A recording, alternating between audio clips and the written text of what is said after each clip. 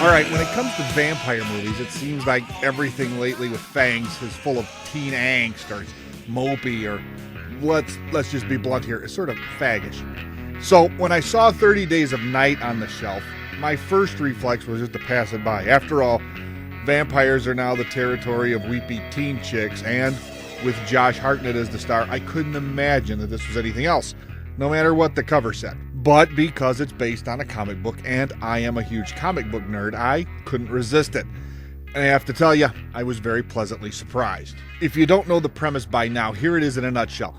Vampires decide to head to Barrow, Alaska, where once a year the night lasts for 30 days. It's the perfect scenario when you think about it. Isolated, alone, and dark for a month. What more could a vampire want? And the vampires in this movie aren't your normal two-fanged bloodsuckers.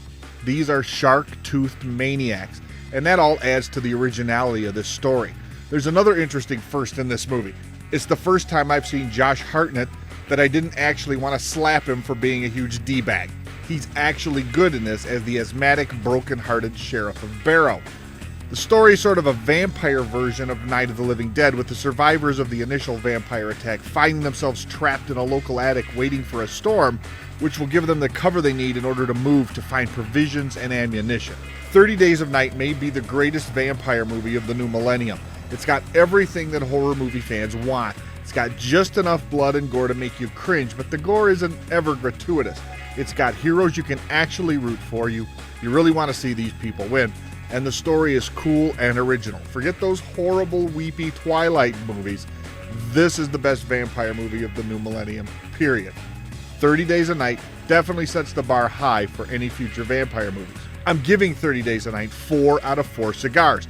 If you're in the mood for vampires, blood, and action, and not some chick pining away for some pasty, glowy dude, then you're going to want to see this movie. So until next time, remember, I'll always be staying out of the light over at roguecinema.com, and I avoid anything with garlic every Tuesday over at fearzone.com. And I'm always right here in my personal coffin reminding you that the best movies are bad movies.